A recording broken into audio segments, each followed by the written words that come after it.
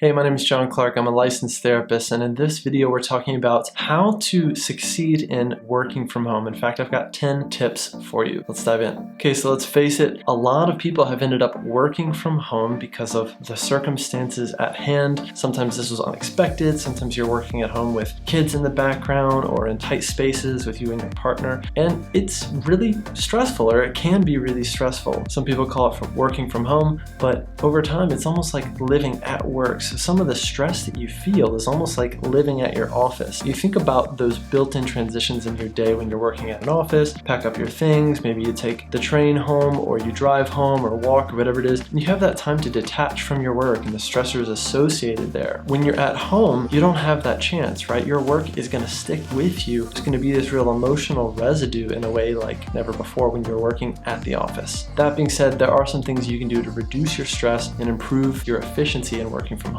Number one, set yourself up with a good workplace. This is everything. So in reality, we have something called mental pairings. Mental pairings are basically unconscious associations between a place or a setting and a task. So for instance, if you want to have good sleep, the best thing you could do is in bed. Bed is just reserved for sleep, okay? If you are in bed and you are reading, watching TV, scrolling on your phone and things like that, your brain on an unconscious level will associate bed with stressful things or exciting action movies or whatever it is, and over time it's really going to erode your sleep. So if you're one of those people that reads in bed or watches TV, I highly recommend you cut that out right now, and I guarantee after about 2 or 3 weeks you're going to start seeing better sleep. So create a dedicated workspace at home. Even if you are working in a bedroom at home, make sure you have a dedicated desk where that desk is used exclusively for work. Only sit down at that desk when you're ready to work. When you're not working, stand up from that desk, do other things. Try to make it exclusively dedicated, and that's going to really help your focus and just create a bit of a boundary between work at that desk and the rest of your life that's associated with the rest of your home. Number two, try to cut out the noise. So the reality is being home is just simply distracting. Try to do your best to isolate your environment. Make sure that you don't have a bunch of things going on in the background. Try using white noise or something like that, noise canceling headphones. Whatever you do, try to make sure that your brain has a fighting chance at really focusing. Number three, use a tomato timer. So this is based on something called the Pomodoro technique. Basically what you do is you sit down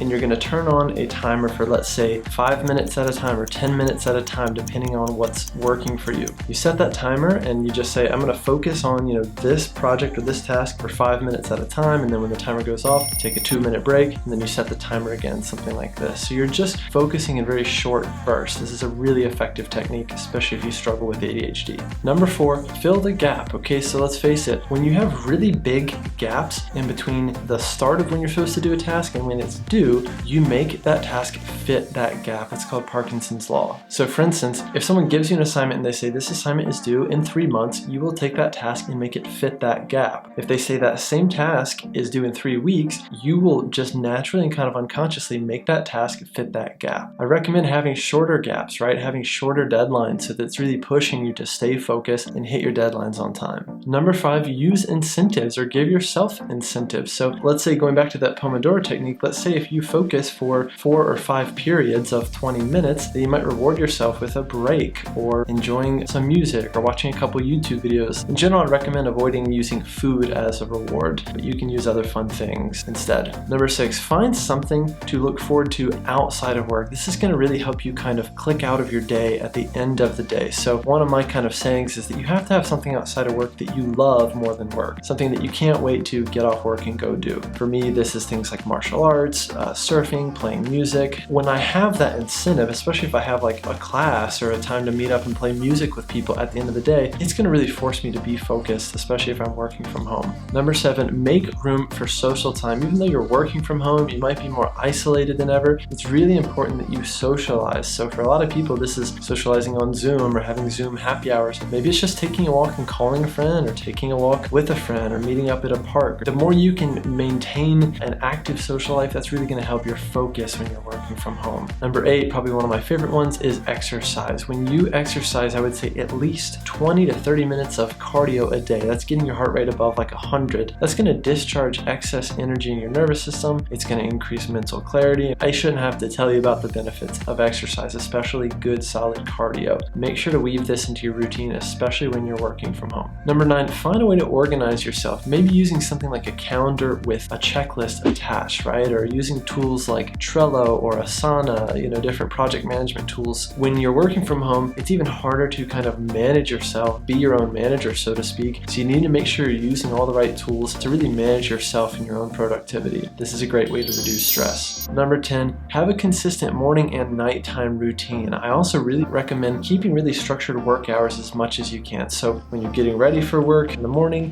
don't be checking email while you're eating breakfast. Try to eat breakfast, exercise, do whatever you need to do, and then sit down and have an intentional kind of clocking in for work, and then do something at the end of the day where it's an intentional clocking out. For me personally, I like to just write down the things I'm going to do tomorrow at the end of the day, and then I like to just kind of close my laptop, take a breath. I like to change clothes even if I'm just staying home, and ideally try to get outside even if it's just for a walk around the block, to kind of tell myself that, okay, it's time to let it go, the workday is over, it's time to transition into the rest of my life. Anyway, I hope this was helpful. Again, I know how hard it is to work from home for many people and to work from home for extended periods of time, especially when maybe you weren't planning to. But with some of these tips, I think they're going to help, and hopefully you can weave some of these into your routines. Again, my name is John Clark. I'm a licensed therapist. If you enjoyed this video, hit the thumbs up button and let me know what you thought in the comments below. Are you working from home right now? What are you doing to kind of help stay focused? What are you struggling with? Let me know all that and more in the comments below. Look forward to hearing from you soon. Cheers.